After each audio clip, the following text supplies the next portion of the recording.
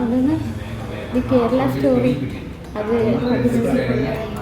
ഇങ്ങനെ നിർബന്ധമിങ്ങനെ വായിലേക്ക് കുത്തിയിറക്കി തന്നില്ലെങ്കിൽ ഞാൻ ആദ്യമേ കഴിക്കാം. എന്താ പറഞ്ഞത്?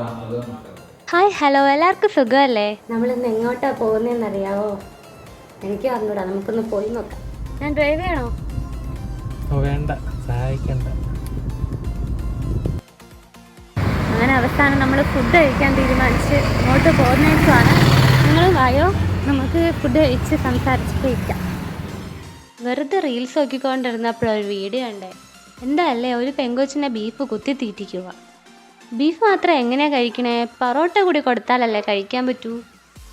ഞാൻ കാണിച്ചു തരാം എങ്ങനെയാണ് ബീഫ് കഴിക്കേണ്ടത്.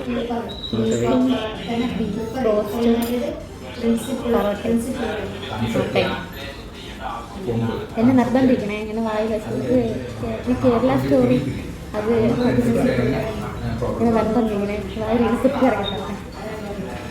കുത്തിയിറക്കി തന്നില്ലെങ്കിൽ ഞാൻ ആദ്യമേ കഴിക്കാം. എന്താ പറഞ്ഞത്? എത്തിയിട്ടുണ്ട്. ഇനി പൊറോട്ടയും ബീഫാണ് വരേണ്ടത്. വെയിറ്റ് ചെയ്യാം. ഇതെന്താ വാച്ച് പിന്നെ ഫ്രണ്ട് മേടിച്ചെന്നാണ് രാവിലെ 3 വർഷം മുന്നേ മേടിച്ചിട്ടുണ്ടാകും. ചീത്തയായിപ്പോയി. അപ്പോൾ കാണുന്നുണ്ടെങ്കിൽ അടുത്ത ഞാനൊന്ന് പ്രതീക്ഷിക്കുന്നുണ്ട്.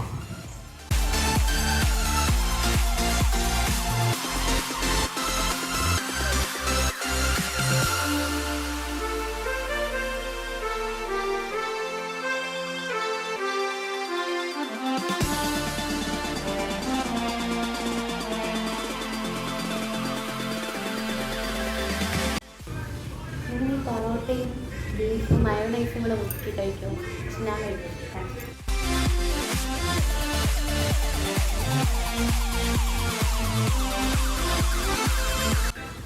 എന്തിനാന്ന് അറിയത്തില്ല, പക്ഷെ മയോണൈസ് മുക്കി കഴിക്കുമ്പോൾ ഒരു മനസ്സിനൊരു സുഖം.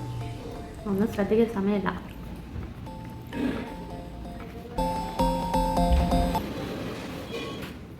ആക്രാന്തം, അല്ലാതെ ഇതിന് വേറെ ഒന്നും പറയാൻ പറ്റില്ല.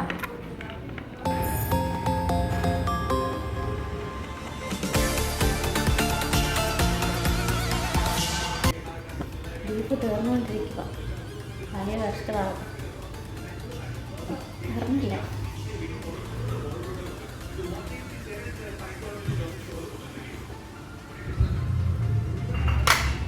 ഇതെന്താണെന്നറിയാവോ? ഇത് ചൂട് ബീഫ് ഇങ്ങനെ പോകുമ്പോൾ തണുപ്പിക്കണമല്ലോ, അതുകൊണ്ടാണ്.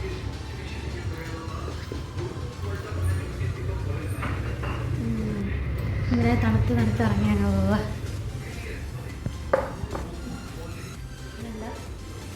എന്നൊരു പ്രത്യേകത ഉണ്ട്. അപ്പോൾ ലാസ്റ്റ് ബീഫ്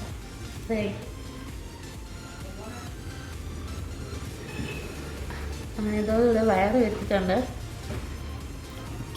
അടുത്ത പ്ലാൻ എന്ന് വെച്ചാൽ നിങ്ങളുടെ വീട്ടിലോട്ട് പോവാം, കിടന്നങ്ങ് കറങ്ങാം. അതിൽ കൂടുതലൊന്നും പ്ലാൻ ചെയ്യാൻ പറ്റില്ല. പ്ലാൻ ചെയ്താൽ നിൽക്കൂല, എനിക്ക് നിൽക്കാൻ വയ്യ, വയറ് വെച്ചാൽ. ബൈ.